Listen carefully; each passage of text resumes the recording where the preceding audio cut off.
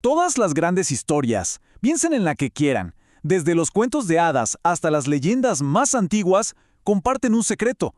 Tienen como un esqueleto oculto que les da vida. Y hoy no solo vamos a descubrir esa estructura, sino que lo haremos a través de un héroe legendario del Caribe, una araña muy, pero muy astuta. A ver, así de entrada suena rarísimo, ¿no? ¿Qué conexión puede haber entre una princesa de un cuento de hadas y una araña tramposa del Caribe? Parecería que nada, pero créanme, la respuesta es sorprendente y revela la clave de toda gran narrativa. Y la respuesta está justo aquí. Piensen en esto como el ADN secreto de toda historia. Exacto. Hay un modelo universal, un esqueleto que sostiene cada relato que alguna vez nos ha cautivado. Y hoy, pues vamos a desarmarlo pieza por pieza. Este va a ser nuestro viaje. Primero vamos a descifrar ese ADN de las historias. Con esa clave, conoceremos a Anansi, una voz ancestral, y analizaremos uno de sus cuentos para ver su significado profundo. Y al final, descubriremos por qué todo esto importa en la vida de cada quien. Muy bien, entremos en materia. Para entender a nuestro héroe, primero tenemos que entender, digamos, el terreno de juego, la arquitectura fundamental sobre la que se construye toda gran historia. Para empezar, hay que distinguir dos grandes familias. Por un lado, está el cuento popular, que nace de la voz de todos, es anónimo y va cambiando con cada persona que lo cuenta, como un río, ¿no? Y por otro, tenemos el cuento literario, que es la creación de un autor con nombre y apellido, una versión fija, como tallada en piedra. Y aquí está el motor de todo. No importa de dónde venga, casi toda historia respira con este ritmo de 3 tiempos. Un inicio que nos presenta un mundo en equilibrio. Un nudo donde un conflicto llega y lo rompe todo. Y un desenlace que nos lleva a una nueva normalidad. Simple, ¿verdad? Pero increíblemente poderoso. Hay una forma genial de verlo. Piénsenlo así. Si una novela es una película completa, un cuento es una fotografía. No te muestra la vida entera, claro, pero captura un solo instante con una intensidad tan brutal que te revela un universo entero en ese único cuadro. Bueno, ya tenemos la teoría. Ahora vamos a lo bueno, a ver este modelo en acción. Conozcamos a un personaje que es la encarnación de estas historias antiguas, un héroe que con su telaraña conectó continentes y siglos. Les presento a Anansi. Anansi es una araña, sí, pero es muchísimo más que eso. Es el eco de un viaje real y muy doloroso.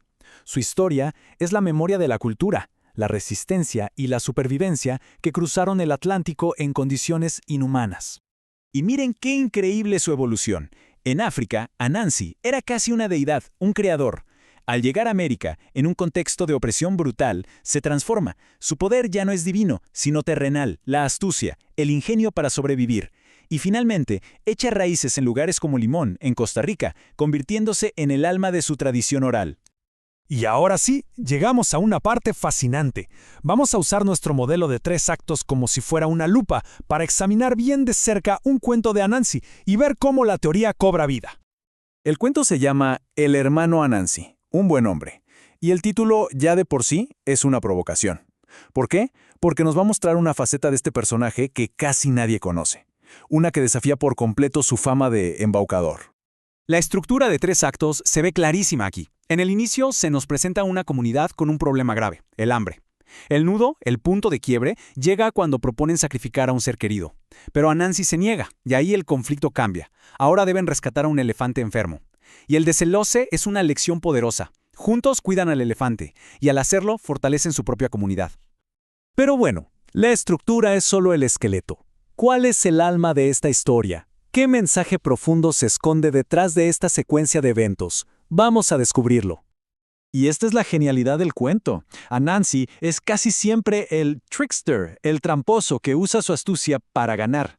Pero esta historia rompe el molde por completo. Aquí, Anansi transforma su ingenio en liderazgo, no para engañar, sino para inspirar compasión y unidad. Fíjense en la paradoja. El elefante, el más grande y fuerte, es el más vulnerable. Y son los pequeños quienes, al unirse, los salvan. Es una lección vital de supervivencia. La verdadera fuerza no es física ni individual, es la fuerza de la comunidad. Esta cita lo resume de una forma maravillosa. Anansi no es solo un personaje, es el tejedor de la identidad de un pueblo. Cada una de sus historias es un hilo que, entrelazado con otros, crea una red fuerte que sostiene la memoria y la cultura. Y ahora la pregunta final. Hemos desarmado un cuento antiguo, pero ¿qué tiene que ver todo esto con el aquí y el ahora? ¿Por qué importa este modelo en la vida real? Y la pregunta es súper válida. ¿De qué sirve analizar la anatomía de un cuento? ¿Acaso tiene alguna aplicación práctica en el día a día? La respuesta es que vivimos dentro de historias. La estructura de 3 actos no es solo para la ficción, es un mapa para la vida.